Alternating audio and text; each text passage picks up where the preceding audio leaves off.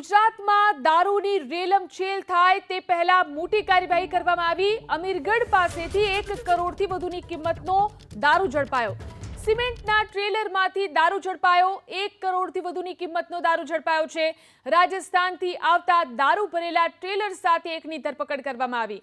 ગુજરાતમાં દારૂ ક્યાં પહોંચાડવાનો હતો તે દિશામાં પણ તપાસ શરૂ કરાઈ છે।